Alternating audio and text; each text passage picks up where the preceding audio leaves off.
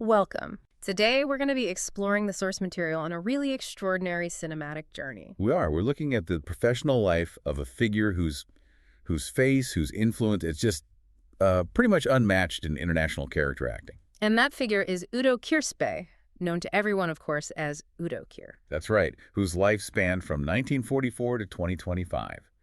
And the first thing that just jumps out from all the material is the sheer volume of his work. It's staggering. Yeah, we're talking about a career that covers well over 220 films, decades and decades of just constant creative work. And before we get into the details of that incredible career, we should, of course, respectfully acknowledge why we're having this discussion right now. Udo Kier passed away very recently on November 23, 2025. He was in Rancho Mirage, California, and he was 81. The huge loss. A really monumental screen presence. It is. He brought this particular, intense, and often kind of unsettling energy to every single role, didn't he? To everything. It didn't matter if it was a tiny German art film or, a massive Hollywood blockbuster. He was always Udo Kier. That is the perfect way to put it. And that's how the sources really define him. He's not just a character actor, he's a specialist. Renowned for playing these eccentric and deviant figures, as they're often called. Right. And what's crucial is how he translated that persona across completely different film cultures, from the European art house scene to, big American commercial movies. So our goal here is to really trace that path. Exactly. Right. From the absolutely incredible circumstances of his birth right through to his very last role on screen. Well, when you start looking at the documentation of his life, that starting point, it really just stops you in your tracks. It does. It feels less like a historical fact and more like, an origin story written for a movie. We have to start there. We have to. The resilience you see in his biography starts, literally, from the moment he was born. He was born in Cologne, October 14th, 1944. So, Germany, right at the very end of World War II. And the records state that just moments after he was born, the hospital was bombed by the Allies. It's unbelievable. And the reports confirm it. He and his mother had to be physically dug out of the rubble. That's a life defined by immediate, profound trauma from the very first breath. It's hard not to see that as setting the course for a life lived, a little on the edge of things. It absolutely creates a kind of foundational myth for him. And that harrowing start was then compounded by the fact he grew up without a father. In that very difficult post-war period in Germany. Exactly. But what's so fascinating is that the details of his youth are in such stark contrast to the screen persona he'd later build. Right, because he was what, an altar boy? An altar boy and a chorister, yeah. So the man who had become famous for playing vampires in Jack the Ripper, he started his performance career singing hymns. That juxtaposition is just incredible. It is. But you could argue it suggests a deep, early familiarity with ritual, with formality, with a kind of theatricality. Qualities he would definitely repurpose later on. For sure. But the real catalyst, the thing that set him on the path to acting, came when he was 18. That's when he decided to move to London. And it wasn't even an artistic decision at first, was it? It was practical. Entirely practical. He went there specifically to learn English. But that one move just positioned him perfectly for the global career that was about to happen. London in the mid-'60s. It was the absolute epicenter of a cultural explosion. So by bridging that gap between, say, German artistic seriousness and the Anglo-American counterculture, he was just perfectly placed for what came next. And what came next were these roles in the experimental and cult film world. His official start on screen was actually pretty humble. He was cast in the lead role of a short film, Road to Saint-Tropez, back in 1966. Just a prelude, though. Just a prelude. The real defining moment, the one that put him on the map for every cult director out there, came about 7 years later. And we're talking about the infamous 1973 film Flesh for Frankenstein. That role, Baron von Frankenstein, it basically paved the way for his entire career after that. It established him as the go-to actor for that intelligent, stylized art house horror. It did more than just establish him in the genre. It cemented his image in a really specific part of 1970s counterculture. Because these films were produced by Andy Warhol's company. Exactly. Flesh for Frankenstein and its immediate follow-up Blood for Dracula in '74 were both directed by Paul Morrissey. They were designed to be shocking and witty and just profoundly irreverent takes on those classic movie monsters. So they weren't just horror films? Not at all. They were like cult cinema manifestos. And Udo Kier was their pale, aristocratic, slightly unhinged face. And that pairing of Frankenstein and Dracula right at the start, That immediately associated him with a certain kind of vampirism, of historical deviance that just followed him his whole career. It became an archetype he returned to again and again. The sources point out all these appearances in vampire-themed films. It shows he was really willing to embrace that role, whether the project was serious or, pure exploitation. We see it later in things like Die Einsteiger in 1985. Mm-hmm. But also in huge Hollywood films, like Blade in 1998, where he played the vampire Dragonetti. Right. And even in films that maybe had, let's say, less lofty artistic goals, like Shadow of the Vampire in 2000, or the video game movie Blood Rain. Exactly. It shows this incredible consistency. He never seemed to be precious about the medium. If the part needed his specific kind of aristocratic menace, he was there. But this era wasn't just about cult horror. It was also the beginning of these huge, career-defining collaborations with major European directors. And that's what gave him his artistic credibility. You're talking about giants of German cinema and international masters of horror. So someone like Rainer Werner Fassbinder. Yes, a cornerstone of the new German cinema. Fassbinder was known for being incredibly prolific, relentless, and his films were these challenging social critiques. So working with him immediately validated Kier as a serious actor in Germany. Absolutely. And then internationally, he was sought out by directors who specialized in the provocative, the surreal. Like the Polish director Walerian Borysik. Right. Known for his sort of erotic historical fantasies. And, of course, the Italian horror maestro Dario Argento. We should pause on Argento's masterpiece, Suspiria, from 1977. He's in that, but it's an uncredited role, isn't it, as Dr. Frank Mandel? That's right. Uncredited, but the role is vital. Suspiria is a film that's all about its hyper-saturated nightmare visuals, its dream logic. And his presence fits that perfectly. Perfectly. He's this intellectual, very controlled, but slightly sinister medical figure. It just slots right into the film's whole atmosphere of decay and hidden madness. These early collaborations really ensured that by the time the 1980s came around, Udo Kier was already a globally recognized name for any filmmaker who wanted to push boundaries. And that recognition really brings us to the core of his critical career. These collaborations that solidified his reputation as an actor who could serve these very specific, often very demanding visions of the world's greatest auteurs. And his ability to become, a living part of a director's visual and thematic language.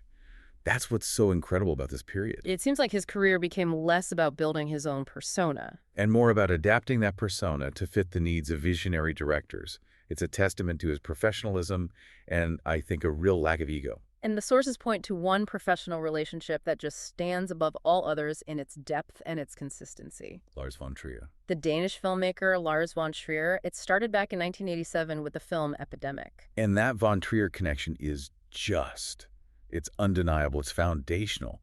After that first film, he appeared in almost every single movie von Trier made. It was just saying something. It's saying a lot.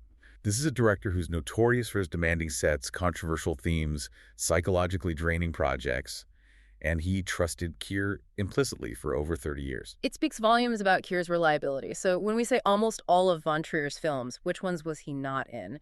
The list is surprisingly short, really, given the scope of von Trier's work. He wasn't in The Idiots, The Boss of It All, Antichrist, or The House That Jack Built. So to miss only 4 films in that whole challenging body of work, it suggests a really deep professional bond. A near constant one. Let's talk about a few of those key collaborations to understand what Kier brought to them. Their earlier work, like Europa from 1991, is crucial. Oh, absolutely. Kier played Lawrence Hartman in that. And Europa is this masterpiece of stylized noir, right? Very influenced by German expressionism. Totally. It demanded these heightened, very formal performances. And Kier, with his angular features and that controlled intensity, he was the perfect fit. He embodied the moral ambiguity and psychological strain of post-war Germany. A theme that echoes his own birth story. Again, his presence is essential to that film's visual language, which uses all this rear projection and complex camera work. And even as von Trier's style changed, moving into those later, bleaker dramas, Kier was still there. We should look at his roles in Melancholia and Nymphomaniac. Right. In Melancholia, the film about, planetary collusion and depression, Kier plays the wedding planner. It's a subtle role, but really powerful. It is. His precise, almost brittle formality is this sharp contrast to the cosmic despair all around him. He brings this detached, slightly absurd professionalism to the literal end of the world. And then in Nymphomaniac, he's this recurring motif as the waiter? Yes. The waiter he just appears subtly throughout that whole two-part exploration of sexual identity. It's a quiet role, but he anchors the film. He's like this silent, knowing observer to all the drama. It proves his enduring relevance to von Trier. He could anchor these huge psychological moments without needing to be loud or theatrical. But his work as an auteur's muse goes so far beyond just Scandinavia. The list of collaborations is it's a who's who of international art cinema. In Germany, it wasn't just Fassbinder. No, he also worked with Christoph Schlingensief, another experimental director known for pushing political and artistic boundaries with these aggressive, often controversial works. And the international scope is just staggering. It suggests his unique look, his presence. It just transcends national boundaries. Look at the names. Werner Herzog. Of course. Known for films about obsession and failure, and Guy Maddin, the Canadian surrealist. Kier was prominent in films like The Forbidden Room. And Maddin's films often look like they were rediscovered from the 1920s. Which proves how timeless Kier's screen presence really is. He fits right in. And he's still showing up in contemporary acclaimed international films like the Brazilian director Kleber Mendonça Filho's film Bacurau. Yes, from 2019. Yeah. Bacurau is this challenging political Western/horror hybrid. And casting Kier in that, it immediately gives the film a certain international weight. It signals to the audience that this isn't just any genre film. It's operating on a higher level. And even in America, he worked with directors like Alexander Payne, known for his subtle, dark humor. He was in Downsizing. So his ability to just move between these completely different cinematic worlds. From German New Wave to Brazilian political cinema to American satire. That's what defines him. He gave directors this ready-made symbol of exotic, maybe slightly untrustworthy sophistication. Let's pull out a couple more examples from his European work that show the extreme range he was trusted with. His willingness to embrace controversy is a big one. The sources mention his role as Adolf Hitler in a 1989 German film. 100-year Adolf Hitler. Right. And casting him in a role like that, which needs both historical weight and dramatic extremity, it just says so much about his capacity to convey this intense authority and darkness. And similarly, much earlier, his role as Jack the Ripper in Lulu in 1980. It confirms the pattern. If a European director needed an actor to embody the very essence of historical criminal darkness, the psychological monster, Udo Kier was the first call. The consistency is remarkable. He was the embodiment of cinematic deviance. By 2012, his career was already so rich that it became the subject of a documentary, ICHUDO, Der Schauspieler Udo Kier. MUDO, the actor Udo Kier. And that recognition continued. Right up to his 80th birthday, there was another documentary in 2024, Udo Kier, Dracula, Trash, a Dandy Magnetique.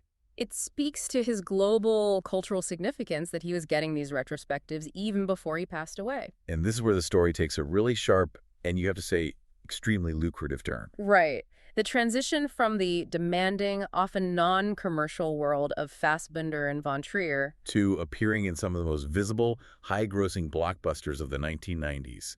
It just shows this incredible professional savvy. It's like a genre shift in his own life. And this pivot brought him this huge recognition beyond the art house circuit.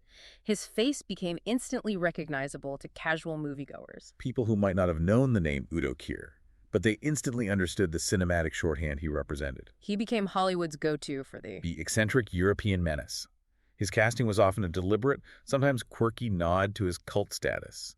Directors used him to inject a specific flavor of sophisticated villainy that American actors just couldn't quite do. So let's run through some of those iconic mainstream roles, and we have to start with one of the biggest comedies of the 90s. We have to start with Ron Camp in Ace Ventura, Pet Detective, 1994. That film defined a certain type of comedy for a generation. And his performance, which is so formal and tightly wound, is the perfect, hilarious contrast to Jim Carrey's boundless, chaotic energy.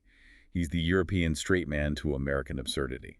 And he didn't shy away from the action and cyberpunk genres that were emerging then either. Not at all. He's Ralphie and Johnny Mnemonic with Keanu Reeves in 95. Then he's Curly and Barbed Wire with Pamela Anderson in 96. So whether it was high-tech sci-fi or low-budget action, he delivered that same signature chilling strangeness. And his versatility even extended to family films, albeit ones with a dark European sensibility. Where his past roles as Dracula and Frankenstein suddenly become very relevant to a casting director. Exactly. He's the villain, Lorenzini, in The Adventures of Pinocchio in 1996. His presence just brings this necessary sense of dread to that classic fairy tale. And what's really bizarre, as the sources point out, is that he came back for the sequel in '99. The New Adventures of Pinocchio. And he's playing Madame Flambeau as well as Lorenzini. So effectively, he's in a dual role that includes cross-dressing. Which just highlights the confidence directors had in him. That he could inhabit absolutely any bizarre corner of a script they threw at him. But maybe the most jarring juxtaposition of his career came in 1998. In a film that basically defines American maximalist action cinema. That would be his role as the NASA flight psychologist in Michael Bay's Armageddon. I mean, just think about that. The leading man for Lars von Trier, an actor known for these highly intellectual, challenging European films, is suddenly sharing screen time with Bruce Willis and Ben Affleck in a movie designed for pure spectacle. It's incredible.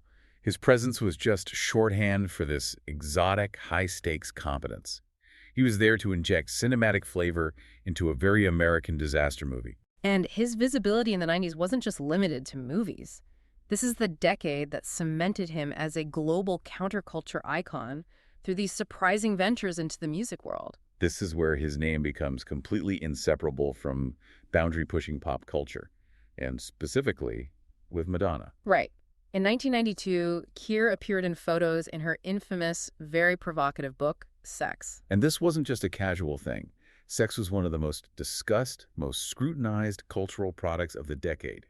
It instantly rebranded a European art house actor into a global icon of sophisticated provocation. It was a very conscious choice to align himself at the forefront of cultural controversy, and that collaboration continued right into her music videos from the Erotica album. Yes.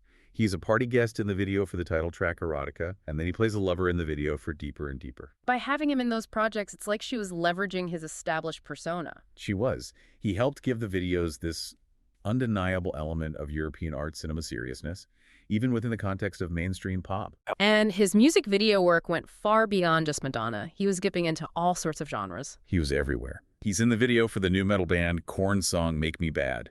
He plays the commander, which fits their aesthetic of psychological torment perfectly. And he's also in the video for that huge crossover hit Let Me Blow Ya Mind by Eve and Gwen Stefani. As a party guest, yeah. And even earlier, he was in a Supertramp video, You Win, I Lose.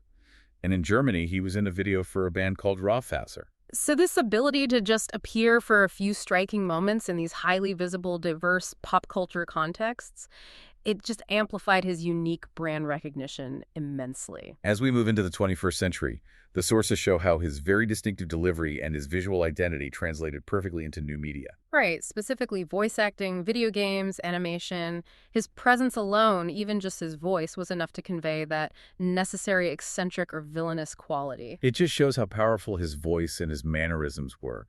The specificity of his sound, that measured German-accented cadence, was a valuable commodity.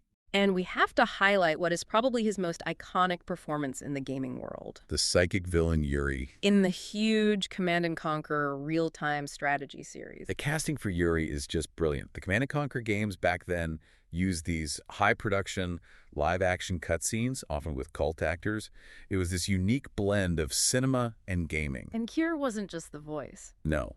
He provided the voice for the Psy-Corps, but he was also the physical actor in the cutscenes for Command & Conquer. Red Alert 2 and its expansion, Yuri's Revenge. His casting as the telepathic mastermind was just perfect. It gave the character instant sophistication and real menace. And his voice career went deep into animation too, often lending real gravity to darker cartoon figures. He had a number of roles: the Music Master in Justice League, Herbert Ziegler in The Batman. He also voiced Ivan Bond in the animated film Metropia. But maybe the longest running and most unexpected was his role as Professor Pericles in Scooby-Doo, Mystery Incorporated. And Professor Pericles wasn't just a one-off character. The sources say he voiced that character in 17 episodes. 17 episodes. That's a huge, consistent commitment to an American animated series for a European art house icon. It really is. It just speaks to the demand for his specific vocal talents. Professor Pericles was a highly complex, manipulative villain, a sophisticated parrot mastermind. Kier's distinct accent and that chillingly calm delivery made him the ideal voice for a calculating, overarching antagonist in a kid's cartoon. And this willingness to commit to non-traditional media continued in his later game work, too. He did voice work for the huge 2017 game Call of Duty, WWII. More recently, he was the voice of Eric in the horror game Martha's Dead. And he even appeared in the trailer for the Hideo Kojima game, OD. cementing his relevance in the vanguard of visual psychological entertainment right to the end. Now, if we shift to his personal life, the sources give us a necessary glimpse into the man behind all these intense roles. Right, providing context for his identity. We know that in 1991, after his breakthrough into Hollywood and pop culture, he moved to Palm Springs, California. That became his long-term residence. And crucially, the sources confirm Udo Kier was gay and was open about his sexuality his entire life. Which is significant, especially considering the often conservative nature of the film industry during the mid to late 20th century, both in Hollywood and in Europe. It shows a remarkable professional confidence. It does. It suggests his focus on the craft was so absolute that his personal life was just not an obstacle. And this is perfectly captured in a perspective he shared in 2021. He said, "No one ever asked. Maybe it was obvious, but it didn't make any difference because all that mattered was the role I was playing. As long as I did a good job on the part, no one cared about my sexuality." Which highlights this powerful professional focus where the work always came first, but he never felt the need to hide who he was. And his life was so well documented that, as we noted, that 2024 documentary was released to celebrate his 80th birthday, a final testament to his legacy. And to conclude his professional journey, the sources confirm his final film role was as the character Hans in The Secret Agent. With a listed release date of 2025, just before his passing in November of that year, it marks the culmination of 6 decades of unparalleled contribution to global cinema. We've covered an extraordinary amount of ground here, a career spanning over 220 films. And his unique ability to pivot seamlessly from experimental European art house to massive blockbusters and then into the niche world of video games. It's truly remarkable. He leaves behind an impressive, eclectic body of work spanning 6 decades, all defined by that unmistakable intensity. What's most fascinating, looking at the entire arc of his career, is how he built it based on a very specific, recognizable intensity. That look, that voice, that aristocratic edge, and this consistency made him a globally reliable casting choice. It allowed him to be used by such diverse filmmakers, from the demanding intellectualism of Lars von Trier to the populist spectacle of Michael Bay. His status as a character actor who moves so fluidly between the absolute peak of global art cinema and mainstream commercial media is, well, it's arguably unmatched. So when you consider his consistent casting throughout his career, as Baron Frankenstein, Count Dracula, the wicked Lorenzini, the dark artist Lawrence Hartman, the psychic villain Yuri, how might this career-long pattern of using Kier to explore these cinematic concepts of deviance and intensity, how might that influence our broader understanding of cinematic identity and the profound power of typecasting? It's a question that really defines his enduring presence. That is certainly something for you, the listener, to mull over as you revisit his incredible body of work. It marks the true impact of a global screen icon. Thanks for listening.